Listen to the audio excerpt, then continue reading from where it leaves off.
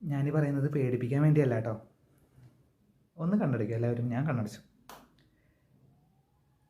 നിങ്ങളുടെ വീടിന് മുൻവശം നിങ്ങളവിടെ നിലത്ത് മരിച്ചു കിടക്കുകയാണ്. മരിച്ചു കിടക്കുമ്പോൾ ആദ്യം നിങ്ങളെ കാണുമ്പോൾ എല്ലാവരും പേടിച്ച് ഓടി വരുന്നുണ്ട്. ചിലർ ഒച്ചയെടുക്കുന്നുണ്ട്. നിങ്ങൾക്ക് ഏറ്റവും വേണ്ടപ്പെട്ടവർ കരഞ്ഞ് ചിലപ്പോൾ ബോധം കെട്ട് വീഴുന്നുണ്ട്. ചിലർ നിങ്ങളെ വേഗം എടുത്ത് ഹോസ്പിറ്റലിൽ കൊണ്ടുപോകുന്നു. നിങ്ങൾക്ക് ബോധമില്ല, നിങ്ങൾ മരിച്ചു പോയിരിക്കുന്നു. ആ ഹോസ്പിറ്റലിൽ ഇരുന്ന് നിങ്ങൾ മരിച്ചെന്ന് വാർത്ത കേൾക്കുമ്പോൾ ചിലരുടെയൊക്കെ നെഞ്ച് പിളരുന്നുണ്ട്. നിങ്ങൾ തിരിച്ച് വീട്ടിലേക്ക് ശവമഞ്ചയിൽ കൊണ്ടുവരാണ്. നിങ്ങളുടെ ശവസംസ്കാര ചടങ്ങ് നടക്കുകയാണ്.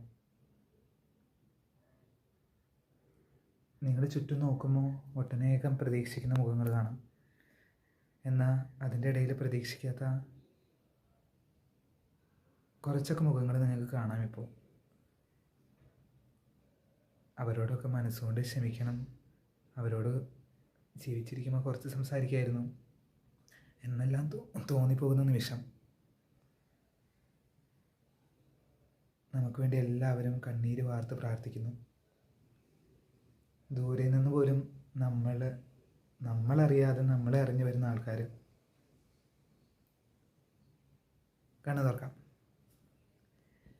അപ്പോൾ സത്യം പറഞ്ഞത് എല്ലാവരുടെയും ജീവിതത്തിൽ നടക്കാൻ പോകുന്ന എൻ്റെ ജീവിതത്തിൽ ഉൾപ്പെടെ ഞാനിത് അനുഭവിച്ചപ്പോൾ എനിക്കൊരു മനസ്സുകൊണ്ടൊരു കുറേ ചിന്തകളുണ്ടായി. എല്ലാ ചിന്തകളുടെ അടിസ്ഥാനം പുതിയൊരു നല്ലൊരു ജീവിതം നയിക്കണം എന്നതായിരുന്നു. ഇപ്പോൾ ഇത് പറയുമ്പോഴും എനിക്ക് അങ്ങനെ തോന്നുന്നത്. ഞാനും കേൾക്കുന്ന നിങ്ങളും ഇനിയെങ്കിലും നല്ല രീതിയിലും ജീവിക്കാം. നമുക്കും ചുറ്റുമുള്ളവർക്കും